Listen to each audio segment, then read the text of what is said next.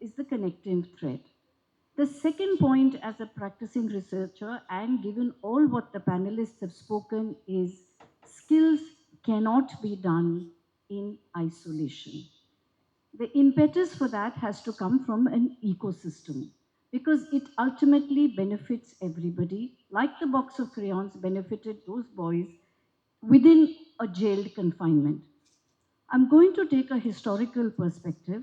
There is a city in Tamil Nadu called Tanjore. Tanjore is a thriving center for urban arts and culture. Now, has had great rulers, which is the Cholas and the Marathas. I am alluding to a ruler from 1798 to 1830, Serfoji II. Tanjore as a place is situated on the river banks of the Kaveri. The rulers were great enough to realize the potential, and harvest happens 3 times a year. So there is an agrarian surplus, there's an agrarian. Rather than resting on agrarian laurels, what did Serfoji do? He became a patron of arts and culture. He was a master at skilling in 1798. So the first example I give you is the Brihadeshwara temple. 1,000+ years, it is standing there, tall and magnificent. The journey of this sculpture actually starts in Mahabalipuram, where if you see the eyes and the eyebrows, it's not perfectly chiseled. By the time the stone sculptors and the masters travel all the way from Mahabalipuram to Tanjore, it's got its perfection, it's got its magical symmetry. Sir, Carnatic music, as we know it today in the form that it exists today, was really developed in Serfoji's court because he had a foresight to gather master musicians, master artists in his court because of the agrarian surplus and started the system of notation, started the system of giving formation to the compositions, the three, uh, the three holy trinity, that is Muthuswami Dikshityar, Shamal Shastri, and Tyagaraja, all have stayed in his court and prepared the documents. So that is the legacy that he's left for present times. Because the Britishers had already come, he actually brought in Western classical music, and so collaboration started. So I've given you, there are enough examples to show how Tanjore became a patron, how Tanjore became a center, a thriving center for arts and culture. This has come because not just skilling, it is the ecosystem, it is when the unitary artist becomes interdependent on a set of skills which he doesn't have. From interdisciplinary, it goes to multidisciplinary, and from multidisciplinary, it goes to a unified whole art form. This, I think, is one of the examples that I often quote because it sort of puts in the state. And today, as author V. Sriram says, Carnatic musicians were paid in Serfoji's court, whereas today they are expected to live on love and fresh air. Right. They're not supposed to charge. So I hope I've been able to, with an illustration, explain and answer your question. I think it's very important point you've made here, but I have to ask you a question. That is, the point you're making is very profound, but to extend it to today's world. So, do you think that the responsibility of governments, whether it is the ministry, Sanjay is here, or the state government, I was once a government servant, do you think that the government's role in creating this ecosystem, supporting the artists, giving them an opportunity to spread their wings, do you think that you see a great role for governments in this? Yeah, so I alluded to Serfoji. Let me come to the government. I'll take the example of the craft sector. It's something that we can be proud of as Indians, that India is the largest exporter of handicrafts. Okay? But it is 8 billion. Now we can rest our laurels as Serfoji did on agrarian, but out of 400 billion merchandise goods which are exported, We are at 8 billion. Look at the gap. These are approximation, these figures are approximation. So I don't think we can leave it only to the government. I do think that crafts and heritage, and with the European Union saying handmade is the way forward for some of the arts.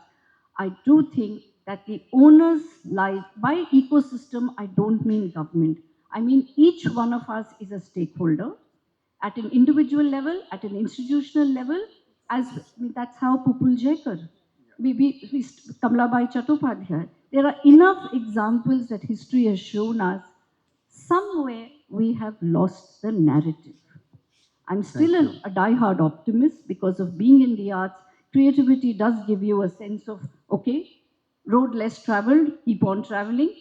But I do think that the synergies and the symbiotic relationship needs to be worked with clear agendas. Thank you so very much. I'll move on to our next panelist, Philip Thomas. Uh, you straddle a world of skills. You are the one person in this panel who can talk about skills and skills alone for a whole day. Now, we have interacted with each other and we didn't talk a word about art and culture.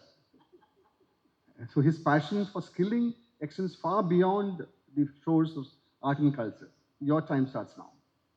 What exactly you could tell me?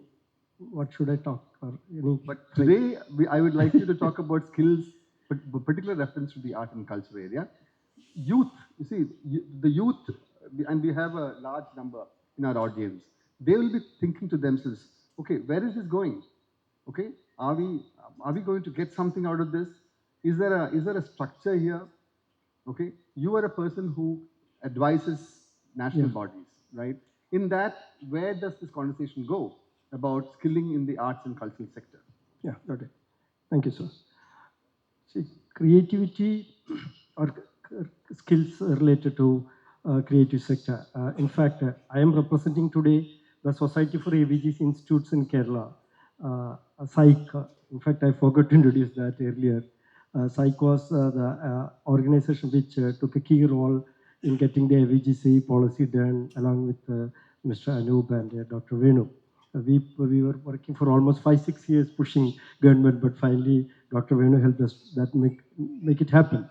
So being part of various forums, what I have realized is creativity was never considered as a mainstream opportunity by the parents or the student community. It now the students consider, but the parents are yet to realize that. But the recent government initiatives, again I would like to quote Prime Minister in the last independence speech. That was a golden moment we were all looking for several decades. Prime Minister said, "Design in India, design for the world." Then two Mann Ki Baat, again he talking about AVGC industry, specifically on animation and the stories told by our animators in India. See, we believe the senior leadership of the country talking about the creative sector will definitely educate the parents and the younger audience, especially the parents and the decision makers who help or support the younger audience to take up this kind of careers. And Indian Institute of Creative Technology, again, was discussed a long time back in a different format. Finally, it is announced, and it's going to happen in Mumbai, and 5 regional centers are coming. Now, state also, even though it's, we always see the government initiatives as, even though it's slow, as a positive manner. We wait for decades, so even if it's slightly slow, also we are very positive. We have the policy. Now we have the nodal officer. I hope as Kerala has got a nodal officer.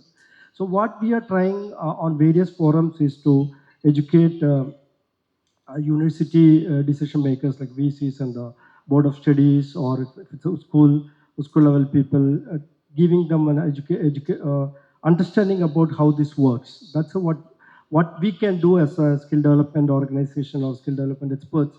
We always try to help people. Even last week I was in Coimbatore um, doing an FDP program for faculties in a very big college with 350 faculties.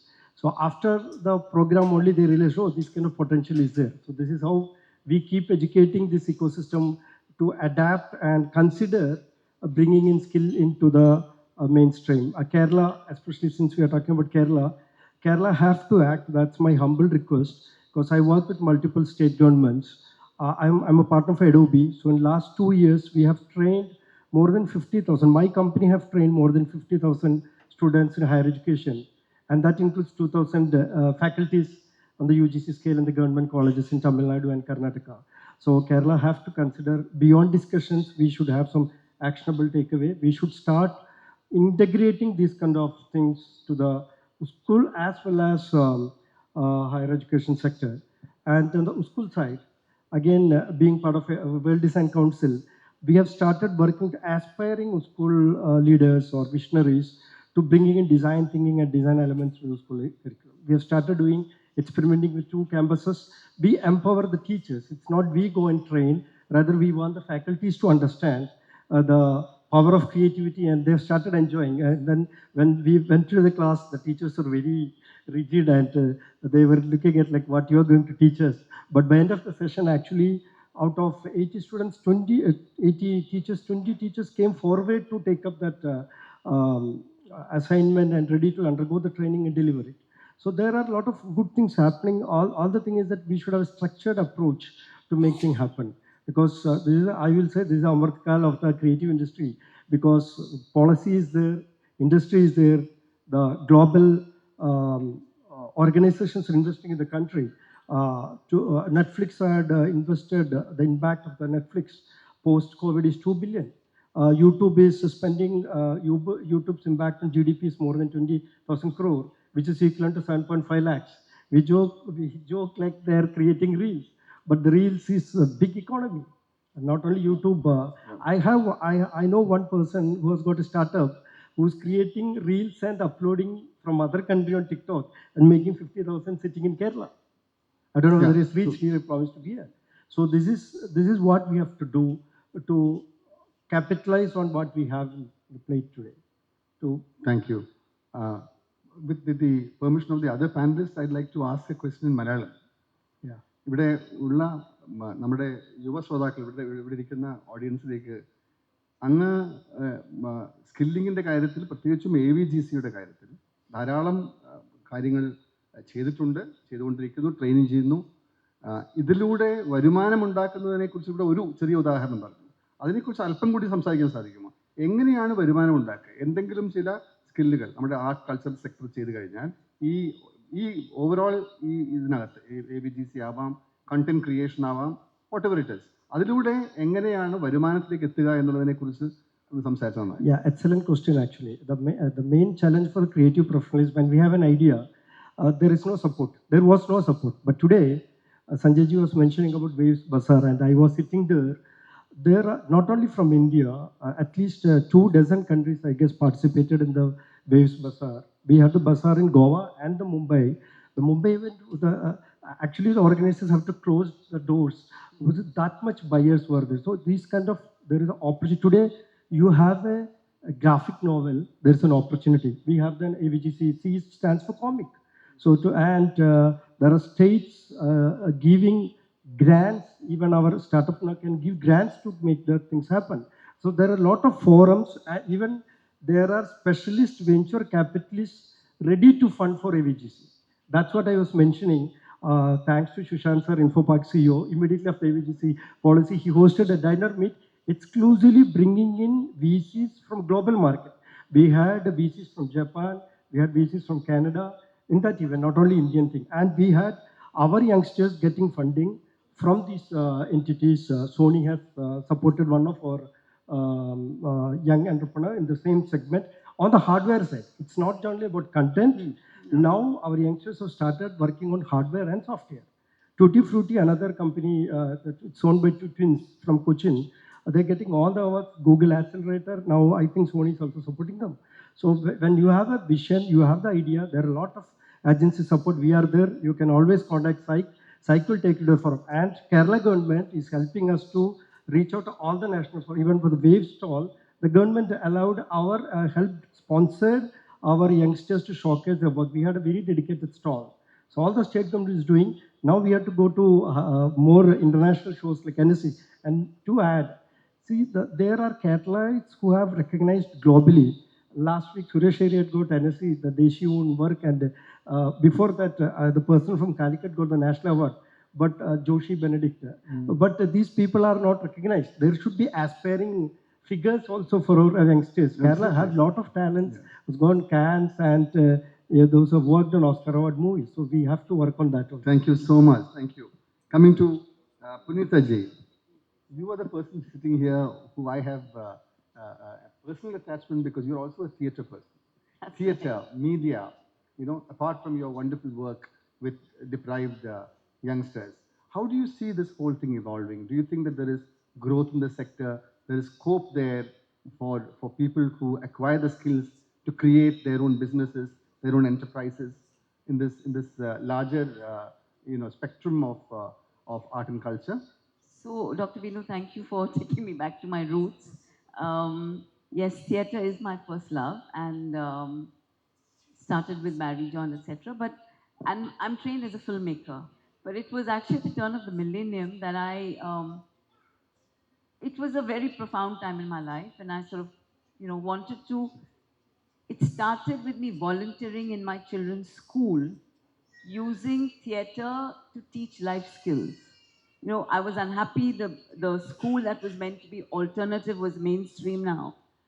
And that gave me a thing that I really enjoyed working with young people. I shifted my focus from corporates and adults to youth. But because my husband, Sandra, was busy with, he's the founder trustee of Salam Balik Trust. So I used to work with street kids also. So for me, theatre, the arts, has always been a tool for social justice. And it was always about creating platforms to integrate privileged and marginalized young people, young adults. And, creating a platform where they learn about each other's reality. Uh, you kept talking about compassion and empathy. Being able to actually integrate and feel that sense of connection, which the arts brings. And I have to say that the biggest winners in all of this were the privileged kids who, because of us as parents protecting them, keeping them in their bubbles, have no idea about how the other half lives, right? And out of that entire journey, I was actually asked by a Supreme Court judge to go and work with juvenile offenders. And I have to say that from 2 or 3 people today, we're a team of 11, 12. It's really gratifying. I keep reminding that team, I said, you're doing it for yourself because don't think you're going for those children. You're learning a lot back from them, you know. Talking about the vision, the future vision, one of our projects is a radio broadcast within the home called Radio Bhaichara, which actually started as a platform for capturing their voices. So the boys come and talk about what they've gone through, their stories, why did they get into crime, etc. But we've also lightened it up. We have a segment called Sitaro Ki Mehfil on a Saturday, where we get musicians to come and play and open a larger thing. I am eventually looking at maybe training them as radio jockeys, getting them into being able to edit software. Uh, but it's again, Dr. Vinu, it's so wonderful to hear about the government helping, etc. Where I am in, I mean, we work with the Ministry of Women and Child Development. Delhi has had its own special thing of the state and the central government. So we don't take any money from the government. There is no money actually to give NGOs like us. It is, interestingly enough, a lot of philanthropic foundations from the south that are supporting us. There is, I won't hesitate to say, the Azim Premji Foundation, Rohini Narinkani, and other individuals. So there is actually now a shift in the way that civil society is viewing these young people. They're open to, we have these open days regularly, once in every 3, 4 months. Okay, so talking about economy, we've also started a salon, where the boys are being trained in cosmetology and hairstyling, etc. So when visitors come, they're actually, they're treated to all the, so suddenly it's like, oh my God, and when they talk to the boys who share their artworks, who talk about their journey, they start looking at them as human beings, not that number or acha, yeah, 3302 or 306 or what you've committed, but they start understanding the backstory. which is something I've learned in theatre, right? Where does the character come from? What makes them do what they do? Absolutely, absolutely. Thank you so very much. Yeah. So, ladies and gentlemen, we've had 2 rounds, and there is enough time for another one. And this time, may I request each panelist to respond to what you heard, from each other. In this panel itself, we have a very interesting cross section of opinions, ranging from an academician talking about an extremely profound point of learning from the masters and how the pedagogy has to imbibe that, you know, to a range of experiences from your very rich and wise lives. So I'll start again with Ashwati. Hearing this, you have a structured person, Philip, who talks about a structured vision of how skills can change things and create enterprises, and about personal experiences, about history, dipping into history to understand how the ecosystem of art and culture is built. What are your views? Uh, I think the ecosystem of art. Can you keep it closer? Yeah, I think I would start from the point ma'am said about the ecosystem. We should have an ecosystem, then only the art should grow because people should understand art as this potential. As Philip he said, it was challenging to make the parents, the decision makers aware of the potentiality of art, to bring their children to the forefront of to choose the art career. I think, and the service, the juvenile art and intervention services at juvenile. So there are plenty of opportunities lying in the art field. Even in my fraternity, dance movement therapy has, uh, an important like room in the cultural economy of India. Like we have European and American standardization of movement therapy, arch movement therapy. We haven't actually put our wisdom to that field. We have Natya therapy. We have to recognize the potential of that. We don't need to like mirror the West. They are focusing on the ballet rules. Here we have the entire rules, entire principles of performativity that is rooted to the gravity, like the mandala postures. There are different principles in the scriptures, Natya Shastra. So we can actually leverage those systems, Natya therapy, to the forefront and make our students, like spread, explore those area and make good economy from that. And are they professionals, your students or people who have taken dance movement therapy and made it a profession, or are they Many, making a practice out of it? yeah, so many of the academies, Uh-huh. yeah, and even the counseling centers started with the wing of dance therapy. But I would suggest we have to focus on our indigenous culture, Natya therapy. I would like to quote Natya therapy. Sure. Thank you. Moving on, Sadhana ji. So I'd like to respond to your point first. Something that you asked her about the masters have this way of dance, and how do your students follow that? So if I may, with your permission, just respond my thoughts on that. So yes, there is a margam in the dance. All major dance forms have a margam, which is your formula, which is a paddhati, which is a parampara, whether it's Bharatnatyam, Kathak, or any.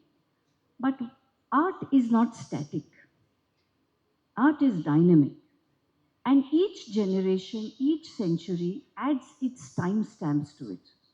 So you had M.S. Subbalakshmi, who's come from a Devdasi system.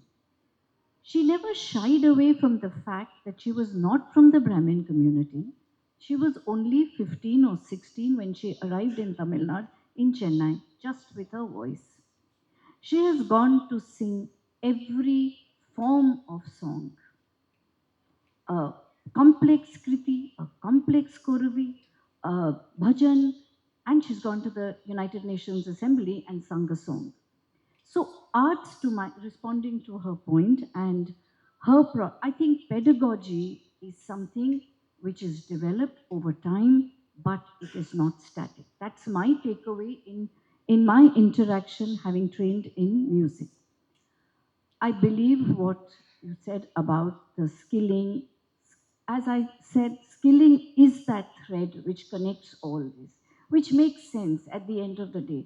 My passion has been that if historically we've had a system where artists were paid, where artists did not have to perform for free, that has been my endeavor for the last 30 years.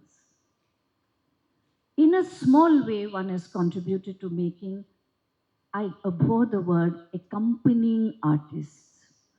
A tanpura, if it is out of tune, you will not enjoy the concert. If the tabla does, if the pakhavaj or the tabla or the mridangam does not give you the right beat, you will not enjoy the dance. So I think a movement has started to make it members of the ensemble.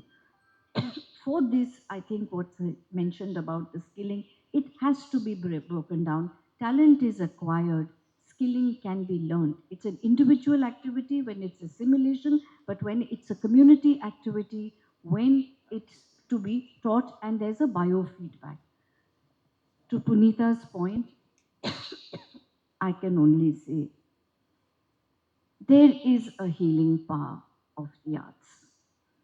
I'm not from the practicing science background, but very recently, if I may, with the permission of the moderator, share a very telling example.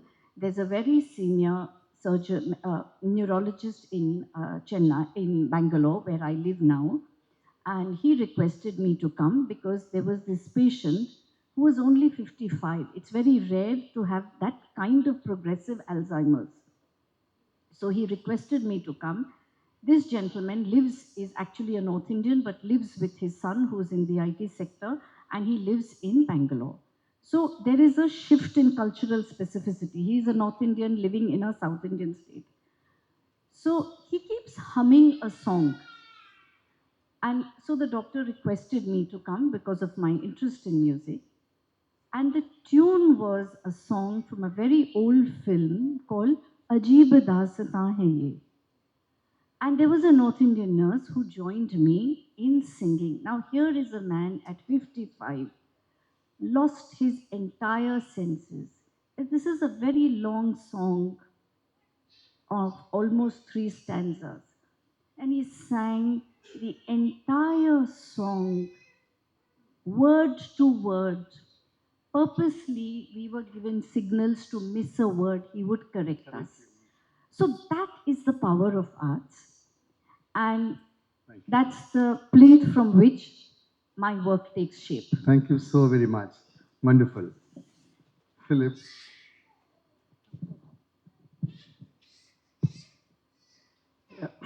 I'll start with a personal experience. When Dr. Venu was the Principal Secretary for Tribal Department, Government of Kerala, we worked together on a project. First time in India, we trained the tribal students from Kerala on animation, visual effects, long back before AVGC and all. We worked together before AVGC, I think before COVID. We trained students on visual effects, video production, and certain AVGC related skills. Yeah, all. Yeah, so I had the opportunity to travel across Kerala, study more about that community, their world. I will say their world, it's completely different. Their personal issues across Kerala. That was a huge opportunity for me. And interestingly, after 6 months, I will say 180 full days of program, residential program. So they live with us. The first batch, around 9 students, half of them girls. Interestingly, almost 40% were girls, and they really wanted to come out of. So I'm telling about skilling's different aspect beyond the livelihood, the diversity, inclusiveness, equity, the films they made, their portfolio movies are completely different from our general category students. So giving the right access to the technology and the platforms, we will definitely hear different stories from the different sectors. And maybe Dr. Venu doesn't know, the first batch of students got immediately after, all of them got placed. They got credited for that year's super hit Kannada movie called Vikrant Rona. All boys and girls' names were on the screen. So they took the screenshot and sent it to me. So it was a very proud moment beyond money and the efforts. Another student of the same batch, he got a campus interview in Decathlon, and he got 30,000 plus salary. But he worked for Decathlon, and he understood more about design. He studied himself, and he is now studying in NID, and he has got a award from Oracle, and he went for a 15 days program in Oracle also. So what I'm trying to say is skilling in certain aspects, it's about contributing economy, but for certain category, it's about livelihood development. And interestingly, we must cut you short because you're eating into Punita this time. One more in Kerala's perspective. Kerala, in all the Kerala reports, we are saying the participation of women, especially highly qualified women, in the workforce is very less. I have been suggesting creative skills are the huge for the gig economy. I have personally trained few and set samples. I can give testimonials of them. That's it from my side. Thank you so much. Over to you, Punita. Thank you. So Dr. Vinu, I remember, just going back when I was wanting to get married. My husband was an artistic director in a theatre company. My father met him and said, "How much do you earn, young man?" He says, "Oh, about $1,000. How will you support my daughter?" So she said, "Don't worry, she'll support both of us." My father wasn't impressed at all.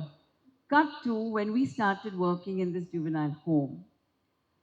All the superintendent, the department of women and child development were, so what you want to do with art, right? And it's when everyone today is on what is the social impact? What is the impact assessment? Okay? So we did this whole research thing and actually, demonstrated the lowering of aggression, of the hostility, of the atmosphere improving, right? And now they're happy with us and they want us to work in more homes, but there are no funds for that, so we have to look for it. But just talking and listening to my fellow panelists, I mean, I listen with great envy at the access, that all the people that they work with have to the arts.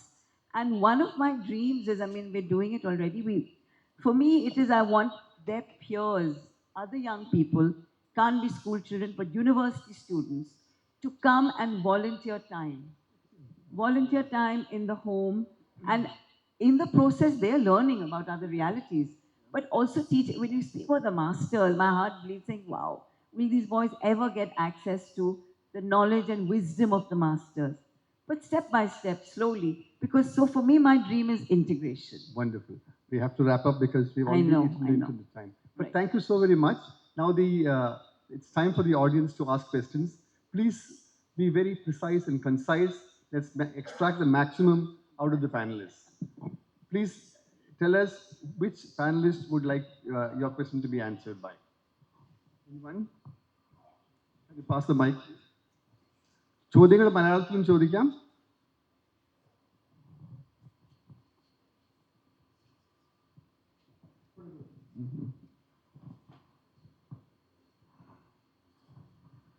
We have many tribal communities. In each and every tribal community, they have unique art forms. They have unique music. Their craft skill is quite unique. Their cuisine skill is also quite unique. But what the present state is that many tribal youths after 10th or plus 2 pass, they don't have opportunity for higher education. They return to their hamlet and they become totally stressed. They don't know how to bring a reliable source of livelihood. But at the same time, they have all these skills. They have very good singers, dancers, etc. there. So if you can tap their talents as a kind of a creative livelihood kind of a thing, we can give them, we can bring them sustenance also. How we can tap these potential. Thank you. Philip, do you want to take that? Because you are familiar with the tribal environment. After you, are you going to? It's only for you. I'm minding the time. Okay. Philip knows the area very well. Yeah, definitely. You are from Kirtats, right? So we can work together. We can find out the ways. The only experience I had on the skilling while working with the government agencies, especially for the vulnerable category of people like tribal community. It's not just about skilling, but hand-holding, and continuous hand-holding is required. Otherwise, it is of waste. So that's what we have to plan. We can come up with the plans. We can support. Absolutely no problem. We have a lot of plans, and moreover, there are venues where we can take these art forms globally. Other states have done that. Thank Madhubani you. and kind of arts. Is Anup here? I wanted to just tell Anup. Anup is gone. He's gone. See, we're talking about incubators, right? In the inaugural session. Yeah. So, in fact, what you should look at is Kirtads can probably anchor a tribal art and culture incubator. You know, where you put the seed money and encourage people to start their enterprises. You see, tribal development, the problem is that it's all hand holding and spoon feeding. The spoon feeding doesn't work. This is my, from my experience of working in the sector. You must take them along for some time, but you must set them free, and they must develop the skills to swim, right? In fact, in a national event, I was explaining about my tribal experience.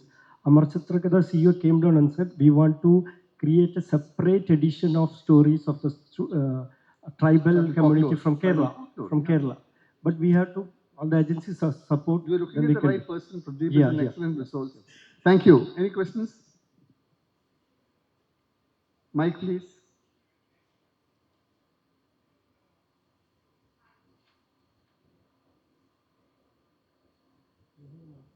പറഞ്ഞോളൂ. Hello.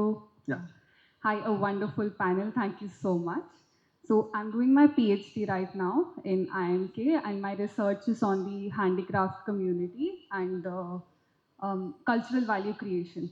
So I recently visited Mysore for my field research, and I observed that not many artisans would like their children to enter the same industry and the same sector. And many of the manufacturing factories also around don't really have young people. So my question is, how do we ensure that craft sustains itself given this kind of a situation?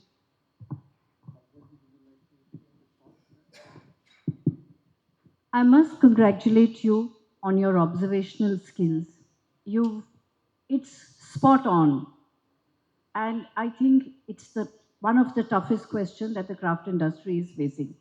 So I'll just take a minute to tell you, you know, what you saw in Mysore is a story elsewhere. I was commissioned by the Hindu newspaper to visit Kanjivaram because the award-winning weaver, master weaver, daughters were not continuing with the weaving tradition. So I was sent to find out what is the problem. Both the daughters were working for a Turkish gentleman who has a leather company on the outskirts of Chennai. They did that warp and weft where you mix silk and cotton to lower the cost of the kanjivaram. It's a very highly skilled technique. The two girls had joined this. This was a subsidiary to Chanel. And they were doing the braiding for those Chanel bags, right? Now it's a moral dilemma that I am in. The income, yes, this father has got an award, but the income that these two daughters at the age of 24 are getting is something I'm unable to mind. It's what Sanjoy referred to. How do I mind the gap? Where does with whom does the moral responsibility lie?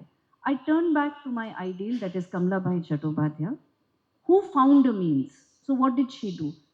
There are 250 clusters, at least for weavers. Like this, the government has provided clusters and help groups. I don't have a straight answer. I can take it offline with you. But it's a very long, but there is about a 10-step process which these artisans can be educated, that intergenerational, intra-generational craft and knowledge is actually beyond price. It has a value and it needs to be straddled very well. I'll take it offline with you. Thank you so much. So this conversation, I'm sure, will continue after this. One more question, a short question and a shorter answer. Ma'am, there, back a little. We will discuss your question later. right? But ma'am's question. Hi, For you. I'm Dr. Ajina Rose. I'm the head of multimedia department in Farouk College. So my question is to Philip sir. Since although we have set up an experiential ecosystem in our department along with the university curriculum, we are facing immense questions from the students asking that what kind of skill set we need, because since we are offering multimedia course, the students are in high pressure to acquire skills in multiple areas within the creative sector itself. They need to know photography, videography, Ma'am, graphic designing. So, is your question yeah, what kind yeah, of skill sets? I'm Thank you, coming. Philip. What are the basic skill set they need? Right, That's my right, question. yeah. Thank you. I will answer this question in a broader sense. Okay. These days, a lot of universities have started contacting the industry bodies for collaboration. So whether it's a multimedia or any segment, if you want to have the students the right skills, industry connect. There is no other option. Psych is there to support. Please contact Psych so that you can bring in the industry. Even my company, being into skill development, we have signed the MOU with some of the largest studios in India and abroad. So this is Farouk how- College needs your support. Yeah, Madam is here after this panel. Please continue the discussion there. Yeah, yeah. Right? Please don't. The time is of importance to me. This conversation will continue later, madam. Right? I think we have only 30 seconds. One more. I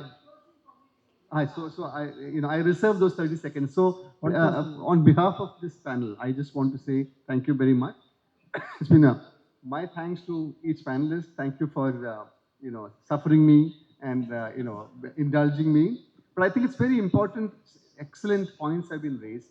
I think these are many strands of these points will be subsequently discussed, and I think that's very important for all of us to understand where we are. We are all optimistic about the sector. We believe that the sector will make a difference. It's transformational in so many different ways.